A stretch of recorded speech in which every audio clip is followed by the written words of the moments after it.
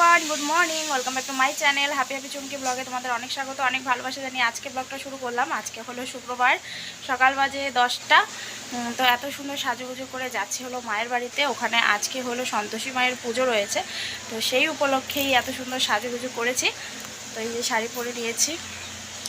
তো এখনও ছেলেকে এখনও পর্যন্ত রেডি করাইনি, কারণ ওকে এখন খাওয়াবো তারপরে রেডি করাবো। তো আমি একদম রেডি। তো আজকে বাড়ির কাজবাজ তোমাদের সাথে শেয়ার করবো না, একটু পুজোতে কী হচ্ছে সেগুলো একটু তোমাদের সাথে শেয়ার করব। তো সঙ্গে থেকো, দেখতে থাকো ব্লগটা। তো ভালো লাগবে আজকে ব্লগটা, আশা করছি। তো আমরা রেডি হয়ে বের পড়লাম। এই যে হলো আমার ছেলে, এখানে আমি।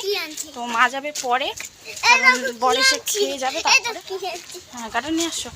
চলো এখন যাব মিষ্টির দোকানে, তারপরে ওখানে যাব। তো চলো সঙ্গে থাকো, দেখতে থাকো।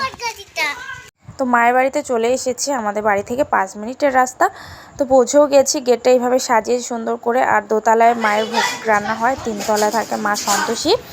আর ঘরে এসেই কিছুক্ষণ বসে তারপরে কিন্তু এই ভিডিওটা নিয়েছি আমি। ছেলেরা, আমার ছেলে বা ছোটো ভাই, ওরা খেলছিল। আর এখানে পুজোর জোগাড় করছিল, পুজো শুরু হয়নি, হবে। তো সেটা আমরা কিন্তু টিভিতেই দেখছি। তো পুজো কিন্তু শুরু হয়ে গেছে, সবাই মিলে আমরা টিভিতে পুজোটা দেখছি। কারণ সন্তোষী মার পুজোতে সবাই যেতে পারে না, যারা আর কি উপোস থাকে, যারা নিরামিষ খায় তারাই যেতে পারে। তো সেই জন্য আমাদের মানে কেউ যাইনি আমরা। তো আমরা এখান থেকেই দেখছিলাম পুজোটা। তো আর এখানে সবাই মিলে দেখো, মিলে কিন্তু আমরা পুজোটা দেখছি। তো দুপুরে খেতে বসেছি পটল আলুর তরকারি, গরম গরম ভাত, ডাল, তার সাথে ছিল মিষ্টি কুমড়ার বড়া। ভীষণ ভালো ছিল।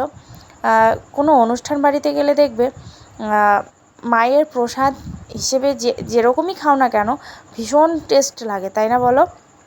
ভীষণ ভালো লাগে, আমার তো খুব ভালো লাগে। তো ফাইনালি বিকেলবেলা বাড়িতে এসে স্নান সেরে, সকাল তো করেছি, বিকেলবেলা স্নান সেরে একটু ফ্রেশ হয়ে কিছুক্ষণ রেস্ট নিয়ে আমরা আবারও রেডি হয়ে চলছি মায়ের বাড়িতে। তো এদিকে আমি রেডি, ছেলে রেডি, ওদিকে মা রেডি হচ্ছে।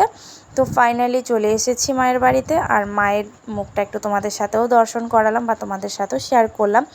মা হলেন অপূর্ব, আমার ছোটো মা এখানে মন্দিরটা পরিষ্কার করছে, ইনি হলেন জেঠি। আর মায়ের মুখটা অপূর্ব সত্যি। তারপরে রাতে খিচুড়ি খেয়ে বাড়ি ফিরলাম। কেমন লাগলো আজকের ব্লগটা অবশ্যই জানিও। টাটা।